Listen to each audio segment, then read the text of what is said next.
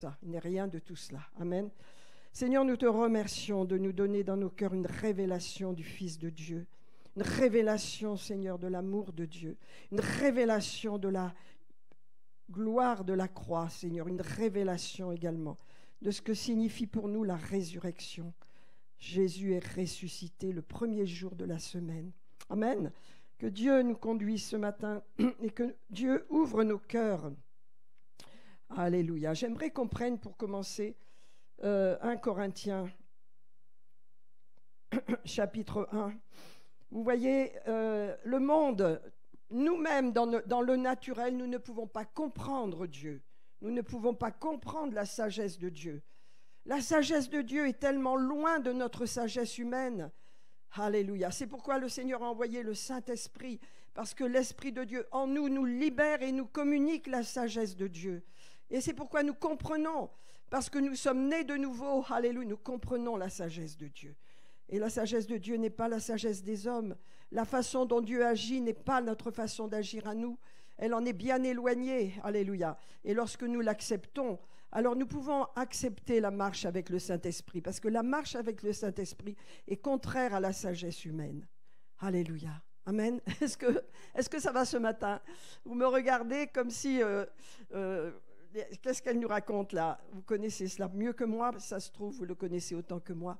Le tout, c'est qu'il faut qu'on le vive. Ce n'est pas le tout de le savoir, c'est de le vivre. Alors j'aimerais dans 1 Corinthiens, vous savez, l'apôtre Paul, et comme je le dis souvent, c'est le plus grand des apôtres, c'est celui qui a compris, à qui Dieu a révélé vraiment le plan de Dieu, ce qui s'est passé sur la croix. Et je le répète et je le répéterai encore, ce n'est pas les Juifs qui ont crucifié Jésus, ce n'est pas les Romains qui ont crucifié Jésus. Jésus est allé lui-même à la croix. Amen. Il a dit, personne ne me prend la vie, personne ne me l'ôte, je la donne de moi-même. C'est ainsi l'ordre que j'ai reçu de mon Père. Alléluia. Et donc, voilà, nos pensées doivent être en accord avec la parole de Dieu, parce que quand nous acceptons la parole de Dieu, alors nous comprenons, nous recevons l'amour de Dieu dans nos cœurs. Et l'amour de Dieu, eh bien, ça n'est pas l'amour humain, c'est un amour qui vient de Dieu, alléluia, qui est établi sur ce que Jésus a fait pour nous. Plus nous comprenons et nous réalisons ce que Jésus a fait pour nous, plus notre amour pour lui grandit et notre amour pour notre prochain aussi. Amen. Alléluia. Alors, dans 1 Corinthiens, chapitre 1, il est dit, « Ce n'est pas pour baptiser, dit l'apôtre Paul, que Christ m'a envoyé, que le Messie m'a envoyé. C'est pour annoncer l'évangile, et cela sans la sagesse du langage. » Alléluia. L'apôtre Paul revenait de Grèce, il revenait d'Athènes. Il avait été confondu avec la sagesse des Athéniens. Vous savez, l'apôtre Paul était un érudit. C'était quelqu'un qui avait étudié, qui connaissait des langues. Il connaissait le grec, il connaissait le romain, il connaissait beaucoup de langues, il était extrêmement érudit. Et quand il s'est trouvé à Athènes, il a voulu utiliser un peu ce qu'il savait. Il connaissait les poètes grecs, il connaissait les philosophes grecs, et il a utilisé cela. Mais il a eu très peu de retour. Vous savez, les Grecs étaient tellement orgueilleux par leur connaissance qu'ils ont dit « Oh, nous t'écouterons un autre jour, ta résurrection, tout ça, ça ne nous intéresse pas. » Et il arrive à Corinthe, et à Corinthe, il dit « J'ai un autre langage. » Regardez ce qu'il dit. « Le Christ ne m'a pas envoyé pour annoncer l'évangile avec la sagesse humaine. Non, j'annonce l'évangile sans la sagesse du langage, afin que la croix de Christ ne soit pas rendue vaine. » Mes amis, si je me tiens devant vous ce matin, c'est parce que je suis passé par la croix et je reste dans la croix. Je vis dans la résurrection, mais je reste aussi en communion avec ce que Jésus a fait pour moi sur la croix. On ne peut pas enlever et mettre de côté la croix en voulant vivre bien, en voulant être une bonne personne, en voulant avoir de bons principes. Non, la croix, c'est le lieu de la repentance. C'est le lieu où nous mettons nos pieds par terre et nous disons « Seigneur, je ne suis rien sans toi. Je ne peux rien sans toi. » C'est le lieu de la croix. Et aujourd'hui, voilà, il y a une grande pression sur l'Église afin que la croix soit mise de côté. Qu'est-ce que c'est la croix? Qu'est-ce que c'est ce Dieu qui vient être crucifié, qui saigne, qui est plein de sang? On ne veut pas le voir. Mais Mel Gibson, il a mis en place un film extraordinaire et son acteur extraordinaire, parce que la croix, elle a eu une incidence dans le monde entier. Amen. Parce que sans la croix, on ne peut pas être sauvé. Croyez-vous que le Seigneur va passer à côté d'un si grand sacrifice, à côté d'un si grand salut? Non. Alléluia. Le monde est sauvé à travers Jésus-Christ. Il n'y a pas d'autre chemin. Alléluia. Et c'est pourquoi l'apôtre Paul dit, écoutez, je viens vers vous les Corinthiens, mais je ne viens pas avec ma sagesse, je ne viens pas avec la sagesse humaine. Je viens, alléluia, et je viens vous communiquer Christ et Christ crucifié. Alléluia. Ainsi est-il écrit, alléluia. Attendez, je vais un peu trop vite là. Il dit, sans la sagesse du langage, mais afin que la croix de Christ ne soit pas rendue vaine. Amen. Ça veut dire la croix de Christ. Lorsque on est devant la croix, on sait que c'est là que notre péché a été porté, notre condamnation a été portée. Et c'est là que nous sommes identifiés à Jésus. Nous sommes identifiés à Jésus dans sa mort et nous sommes identifiés à Jésus dans sa résurrection. C'est devant la croix et par la croix que ces choses ont été faites. Et c'est pourquoi l'apôtre Paul dit, je ne veux pas que la croix soit rendue vaine, sinon il n'y a pas de salut, il n'y a pas de nouvelle naissance, il y a de la religion, il y a de la religiosité, il y a de la rébellion, le cœur n'est pas changé. Amen. Dieu a changé mon cœur, il a changé votre cœur. Je suis né de nouveau. Je me rappelle de la date, c'était un mois de mai, il y a beaucoup d'années, mais je me rappellerai toujours, c'est le premier jour de ma vie.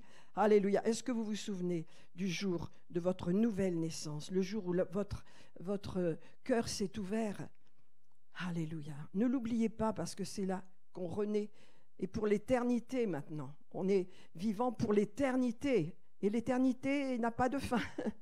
Alléluia. Amen. Et regardez ce que dit l'apôtre. Il dit, car la prédication de la croix est une folie pour ceux qui périssent. Et le mot périr veut dire qu'ils sont morts spirituellement. Ça veut dire qu'ils sont vivants, mais ils sont morts. Et vous savez, il y a beaucoup de gens qui sont morts aujourd'hui, mais qui marchent dans les rues. Ils attendent une bonne nouvelle, ils attendent la bonne nouvelle de l'Évangile, ils ont le désir de l'entendre. Et aujourd'hui, c'est partout. Le réveil, enfin, on peut appeler ça le réveil, mais en tous les cas, il y a une soif pour l'Évangile dans le monde entier.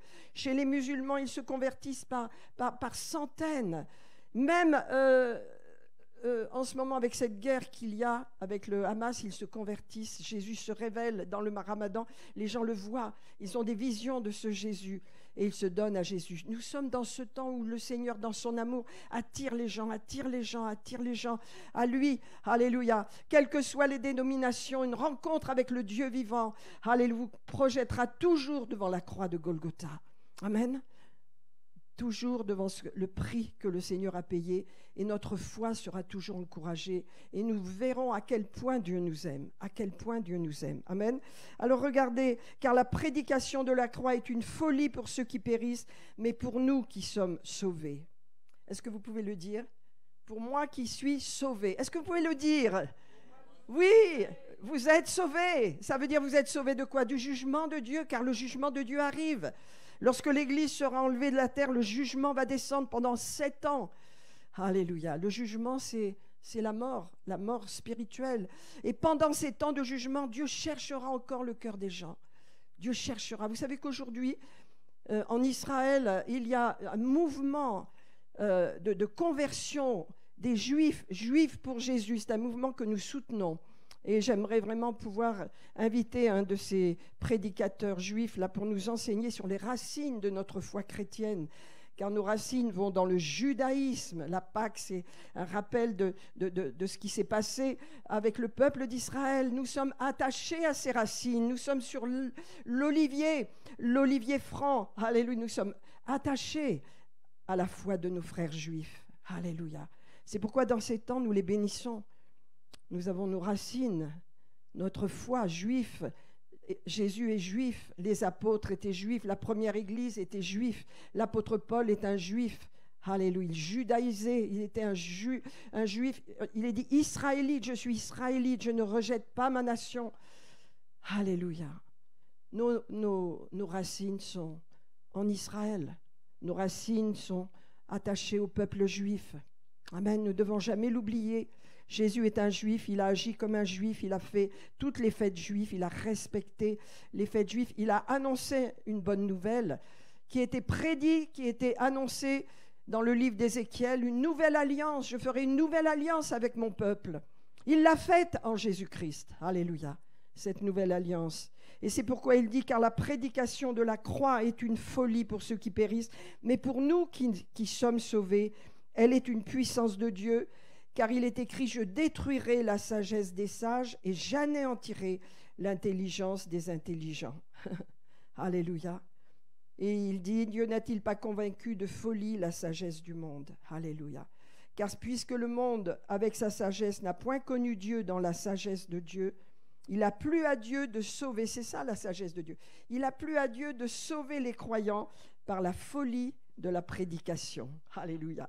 Amen. Et la prédication de la croix, mes amis. Hors de la croix, point de salut. Hors de la croix, alléluia. Il n'est pas possible d'avoir le salut parce que Jésus a payé un tel prix qu'on ne peut pas passer à côté. Il a dit, je suis le chemin, je suis la vérité, je suis la vie, je suis la porte des brebis. Alléluia. Celui qui entre, il entrera par moi, il sortira, il trouvera des pâturages. Il est notre porte. Alléluia. Amen.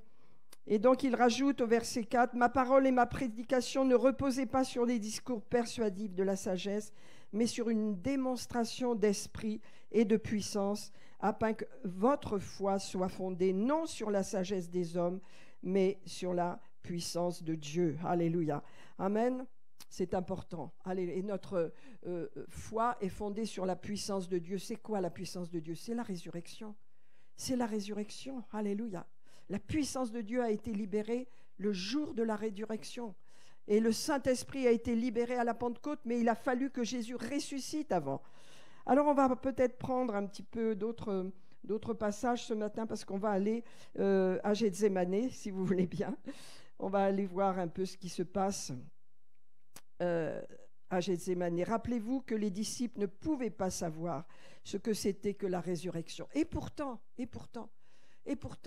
rappelez-vous lorsque Jésus était de l'autre côté du Jourdain avec ses disciples et que quelqu'un est venu lui dire « Ton ami Lazare est mort. » Non, il n'est pas venu lui dire qu'il est mort. Il dit « Ton ami Lazare est malade.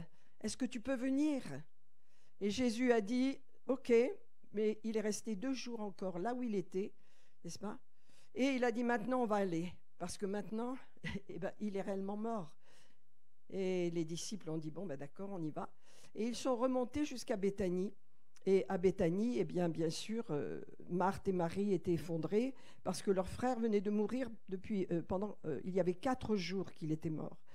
Et donc elles pleuraient et elles étaient profondément bouleversées. Et elles disaient, Jésus, si tu avais été là, mon frère ne serait pas mort. Et Jésus leur dit, je suis la résurrection et la vie. Celui qui croit en moi vivra, même s'il meurt. Même si son corps meurt, il vivra toujours. Quelle espérance! Alléluia. Et Jésus n'était pas encore mort et ressuscité, mais il annonçait la résurrection, la puissance de la résurrection. Alléluia. C'est pourquoi nous pouvons nous réjouir ce matin. Alléluia. Et donc, avant cela, bien sûr, les disciples ont été complètement bouleversés parce qu'ils ne comprenaient pas que leur ami Jésus allait disparaître, allait mourir, mais qu'il allait revivre. Ils ne pouvaient comprendre cette parole, mais on les comprend. On les comprend, n'est-ce pas? Comment, qui peut ressusciter? Qui a vu quelqu'un ressusciter? Pourtant, ils avaient vu Lazare. Imaginez quand Jésus est venu devant le tombeau, la pierre a été roulée, il a frémi en son esprit, il est dit même qu'il a pleuré. Il a pleuré parce qu'il a pensé émotionnellement à ce qu'il devait payer comme prix pour que le péché soit ôté, que la mort soit détruite. Et qu'est-ce qui s'est passé? Eh bien, il a seulement dit 2 paroles de puissance. 2 paroles. Lazare sort. Puissamment, il a crié. Lazare sort. Et le mort est sorti. La puissance de vie qu'il y a dans la parole de Jésus, c'est quelque chose qu'on ne peut pas imaginer. C'est le créateur du ciel et de la terre. Jésus a dit, Lazare sort. Et le mort s'est trouvé devant lui. Il était lié de tous les côtés. Comment a-t-il venu? Comment est-il propulsé de la tombe pour se tenir debout devant Jésus? La parole de Dieu, la parole qui est sortie de la bouche de Jésus, tellement puissante. Lazare sort et le mort s'est trouvé devant Jésus. Alléluia. Et il a dit maintenant, il avait même encore un voile devant son visage, comme on enterrait les gens à cette époque, et il était lié, les mains et les pieds. Alléluia. Jésus, c'est la parole de Dieu. Jésus, c'est la puissance de Dieu. Et Jésus était en train de montrer à ses disciples la puissance de la résurrection. Alléluia. Le Saint-Esprit allait le ressusciter d'entre les morts. Alléluia. Et cette puissance habite en nous, mes amis. Alléluia. Cette puissance, ne l'oublions pas, habite en nous. Alléluia. Alors on va regarder, je vais vous lire avant 1 Pierre 1, chapitre 1, verset 3, il est dit « Béni soit Dieu, le Père de notre Seigneur Jésus-Christ ». 1 Pierre, chapitre 1, verset 3, qui, selon sa grande miséricorde, nous a régénérés. Nous a régénérés pour une espérance vivante, par la résurrection de Jésus-Christ d'entre les morts, pour un héritage qui ne peut ni se corrompre, ni se souiller, ni flétrir, lequel vous est réservé dans les cieux, à vous qui, par la puissance de Dieu, êtes gardés par la foi pour le salut, prêt à être révélé dans les derniers jours. Le salut dont il est parlé, c'est la résurrection des corps. Amen. Alors la traduction Le Semeur explique ça de façon encore plus claire. Il est dit « Loué soit Dieu, le Père de notre Seigneur Jésus-Christ, dans son grand amour, il nous a fait naître à une vie nouvelle. Grâce à la résurrection de Jésus d'entre les morts. » Amen. Vous dites, pourquoi Jésus est ressuscité? Alléluia. Parce qu'il a vaincu la mort, il a triomphé de la maladie, il a triomphé des ténèbres, il a vaincu Satan, mais également il est ressuscité pour nous donner une nouvelle vie. Regardez, vous êtes nés de nouveau, je suis né de nouveau, grâce à la résurrection de Jésus-Christ. N'est-ce pas extraordinaire? Vous êtes enfants de Dieu par la résurrection de Jésus-Christ. Grâce à Jésus, alléluia. Et que vous le sentiez ou pas, c'est un fait. Si vous croyez en Jésus, si vous êtes nés de nouveau, vous êtes enfants de Dieu et le jour, alléluia, le Seigneur va nous appeler, va nous revêtir d'un corps nouveau, alléluia, vous serez revêtus. Tous ceux qui sont nés de nouveau seront revêtus pour partir à la rencontre du Seigneur. Alléluia. Donc, loué soit Dieu qui nous a fait naître à une nouvelle vie grâce à la résurrection de Jésus-Christ. Donc, le mot régénérer veut dire naître à une nouvelle vie, avoir un esprit nouveau, être changé. Et vous savez, c'est ça la puissance du christianisme. Ce n'est pas d'adhérer et de continuer de vivre tel qu'on était. La puissance du christianisme, c'est de nous transformer, de changer de direction, de nous transformer afin que nous marchions en accord avec Dieu, en direction de la volonté de Dieu. Et ça, c'est Dieu qui le fait. C'est Dieu qui le fait. Mais pour cela, alléluia, nous sommes nés de nouveau. Lorsqu'on n'est pas né de nouveau, on ne peut pas comprendre la volonté de Dieu, on ne peut pas la connaître. On ne peut même pas la voir. C'est pourquoi Jésus a dit à Nicodème, tu ne peux pas entrer dans le royaume de Dieu en faisant des belles choses, en étant bien sûr très attaché à la parole de Dieu, en étant un homme religieux et sérieux. Nicodème, il te faut naître de nouveau. Et on sait qu'il est né de nouveau, Nicodème. On le découvre à la fin de l'évangile de Jean. Il te faut naître de nouveau pour entrer dans le royaume de Dieu. Amen. Je voudrais simplement que dans cette fête de Pâques, aujourd'hui, nous réalisions pourquoi nous sommes nés de nouveau. Alléluia. Ce qui a fait que nous sommes nés de nouveau, c'est la résurrection de Jésus-Christ. C'est parce qu'il est ressuscité le premier jour de la semaine. Alléluia. Amen, amen. Alors ça, c'est important qu'on le voit parce que le premier jour de la semaine, il s'est passé quelque chose d'extraordinaire. Alléluia. Et ça, seulement une seule femme a pu s'en rendre compte. Eh bien, cette femme s'appelle Marie de Magdala. Amen. On va regarder dans Jean 20. On a mis Jésus dans un sépulcre parce que c'était la Pâque qui allait commencer. Hein. Vous savez, la Pâque commence le vendredi soir à la tombée de la nuit. Et donc, le Shabbat, donc, et jusqu'au samedi, jusqu'au dimanche. Hein. Donc, le dimanche matin, jusqu'au samedi soir, je veux dire, et le dimanche matin, c'est le premier jour de la semaine. Donc, c'était le Shabbat. Donc, ils ont mis Jésus rapidement dans un sépulcre. Et il est dit que le premier jour de la semaine, Marie de Magdala se rendit au sépulcre dès le matin, car il faisait encore obscur. Et elle vit que la pierre était ôtée du sépulcre. Alors, elle courut vers Simon-Pierre et vers l'autre disciple que Jésus aimait, c'est-à-dire Jean. Et elle leur dit, ils ont enlevé du sépulcre le Seigneur et nous ne savons où ils l'ont mis.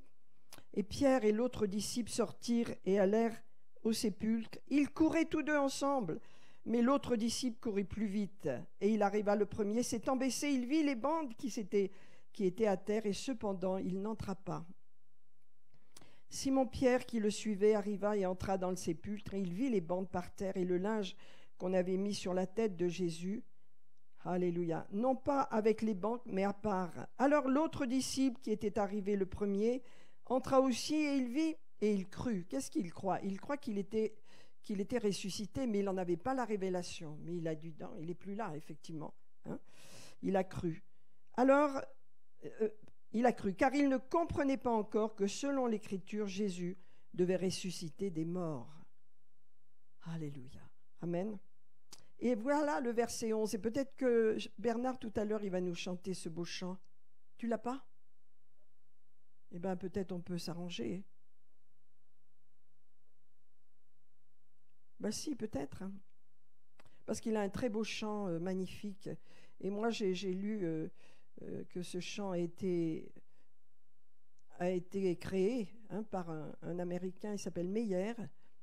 Et c'est Marie de Magdala qui est dans le jardin et qui parle à Jésus. Ouais, qui parle à Jésus. Tu pourras peut-être nous le faire entendre, Bernard, parce que c'est très beau. Ben, ça ira, parce que les paroles sont magnifiques et parce que c'est exactement ce qui s'est passé. Cependant, Marie se tenait dehors près du sépulcre et pleurait. Et comme elle pleurait, elle se baissa pour regarder et elle vit deux anges assis, l'un à la tête et l'autre aux pieds, et lui dirent « Femme, pourquoi pleures-tu » Elle dit « Parce qu'ils ont enlevé mon Seigneur et je ne sais où ils l'ont mis. » Et en disant cela, elle se retourna et elle vit Jésus debout. Mais elle ne pouvait le reconnaître, elle ne savait pas que c'était Jésus. Mes amis, elle a vu Jésus sur la croix, ensanglanté. On ne pouvait même pas reconnaître son visage. Mais Jésus, là, avait revêtu son corps ressuscité. Ce corps que nous allons revêtir nous-mêmes. Et il était différent. Voyez ? Il était différent du Jésus qu'elle pensait. Vous voyez, il n'était pas très différent, mais il était différent. Parce qu'il avait un corps ressuscité. Et mes amis, un jour, très proche, nous aurons ce corps ressuscité. Parce que le dernier ennemi qui sera vaincu, c'est la mort. Amen. Et lorsque la mort sera vaincue, nous aurons toujours ce corps ressuscité. Et c'est Jésus, avec son corps, il pouvait se propulser en Galilée, puis à Jérusalem, puis il entrait par les murs dans la chambre où ils étaient tous réunis. C'est un corps qui défie la matière. Et c'est ce que Dieu va nous donner quand il va nous appeler, lorsque ce sera le temps de quitter cette terre. Nous revêtirons en un clin d'œil un corps ressuscité, comme Jésus. Est-ce que nous le réalisons? Et ça, c'est grâce à la résurrection. L'esprit de résurrection nous a permis de naître de nouveau et nous sommes scellés du Saint-Esprit. Ça ne dépend pas de ce que vous ressentez. Est-ce que je ressens que je suis né de nouveau? Je le sais. Savoir les choses, c'est plus important que de ressentir. Je sais que je suis sauvé. Je sais que l'esprit de résurrection est en moi. Je sais que mes péchés sont pardonnés. Je sais. Ce que vous savez est plus important que ce que vous ressentez. Parce que ce que vous ressentez ment. Ce que vous ressentez, ce n'est pas la vérité. La vérité, c'est ce que vous savez. Et si ce que vous savez est établi sur la parole de Dieu, alors vous êtes libre. Amen. Vous connaîtrez la vérité et la vérité vous rendra libre. Alléluia. Amen. La vérité vous rendra libre. Alléluia. Alors, vous voyez, Marie de Magdala, c'est la première femme, la première personne, on pourrait dire, à qui Jésus a parlé après être revenu du Hadès, ressuscité par l'Esprit de Dieu. C'est la première personne. Qu'est-ce qu'il lui a dit? On ne nous le dit pas là, vous savez, mais je pense que tu nous la feras entendre tout à l'heure, parce que j'ai presque fini là. Je priais simplement. Mais lorsque Jésus est ressuscité, il a parlé avec cette femme qui aimait Jésus passionnément. Et il a parlé avec elle. Et qu'est-ce qu'il lui a dit? Bernard va nous le chanter. Lance-le peut-être. Tu vas nous le chanter et vous allez voir que c'est magnifique. Il lui a parlé d'amour et il lui a dit combien il l'aimait et combien il nous aime. Parce que tout ce que Jésus a fait, n'est-ce pas, il l'a fait pour nous. Rappelez-vous de Jean 17, la prière sacerdotale, la prière de Jésus pour ses disciples, mais également pour tous ceux qui croiront en lui, grâce à leurs paroles. Amen. Et il est question de nous, bien sûr. C'est nous qui croyons maintenant en Jésus dans cette génération. Amen. Donc l'amour de Jésus nous couvre entièrement grâce à la croix. Le premier jour de la semaine, Marie s'est trouvée devant Jésus et il lui a parlé. Tu peux nous lancer ton... Ouais, maintenant. Ben, à côté, ici. Oui. Bon, je continue. Alléluia, amen, le premier jour de la semaine. Et donc, vous savez, dans le naturel, on ne peut pas, même les disciples ne pouvaient pas comprendre la résurrection. Ils ne peuvent pas imaginer que Jésus est ressuscité. Mais vous savez une chose, Jésus, après, ne s'est pas montré à tout le monde, mais il s'est montré à 500 frères à la fois. Il a montré qu'il était ressuscité, mais à ceux qui croyaient. Pourquoi? Parce que c'était maintenant l'Église qui allait prendre le dessus. Voyez? Dans le cœur de Jésus, il y avait l'Église qui est son corps, qui vraiment allait prendre place et allait accomplir les œuvres qu'il a accomplies déjà. Donc, vous voyez, dans le cœur de Jésus, à la résurrection, il y avait l'Église. L'Église, c'est son épouse. L'Église est précieuse, quelles que soient les dénominations dans lesquelles les chrétiens se trouvent, l'Église a du prix pour Dieu. Amen. L'Église, Dieu l'aime, il en prend soin. Il lui pardonne, il la relève, il l'encourage. Et l'Église, elle naît de la résurrection de Jésus. Elle vient à la croix et elle ressuscite. C'est l'Église. L'Église est née de nouveau. Dans l'Église, il n'y a que des gens nés de nouveau, croyant en Jésus. Amen. Tu l'as, Bernard? Amen. Allez, ils vont rendre seuls dans le jardin. Et t'as ouvert ça? Alléluia. Bon. Tu veux que je t'aide? On n'a pas le droit, monsieur. Alléluia. Attendez, un petit instant. Attends, je te le mets plus fort. Mais si, tiens, lâche-le, je le prends. Okay. Vas-y. Ok. Alléluia. Merci Seigneur. Je me rendais seul dans le jardin. C'est Marie-Madeleine. À cette heure où les roses éclosent. Et j'entends en moi sa divine voix, le Fils de Dieu, Jésus mon roi. Chant avec moi, il me dit tout bas, tu es à moi et je suis à toi. Ta divine voix me remplit de joie, mon Seigneur, mon Dieu, mon roi. Ta est si douce pour me parler que les oiseaux s'arrêtent de chanter. Alors il me dit dans sa mélodie que pour moi il a donné sa vie. Chant avec moi, il me dit tout bas, tu es à moi et je suis à toi. Ta divine voix me remplit d'émoi, mon Seigneur, mon Dieu, mon roi. J'aurais voulu rester avec lui, alors qu'autour de moi tombe la nuit. Mais il me dit, va là où tu iras, je serai toujours avec toi, marchant avec moi, il me dit tout bas, tu es à moi, je suis à toi.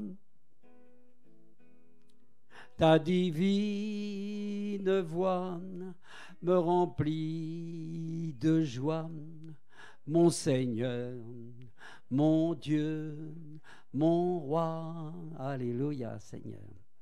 Ta divine voix me remplit de joie, mon Seigneur, mon Dieu, mon roi. Alléluia, Seigneur. Amen, amen, amen. À toi la gloire, Jésus. À toi la gloire. Tu es vivant. Tu es vivant et nous t'acclamons ce matin. Il y a de la joie. Tu nous remplis de joie, Seigneur. Merci éternel, notre Dieu. Nous sommes comme Marie-Madeleine et nous rencontrons nous-mêmes Jésus-Christ ressuscité et il revient bientôt et nous avons la joie dans nos cœurs. Alléluia.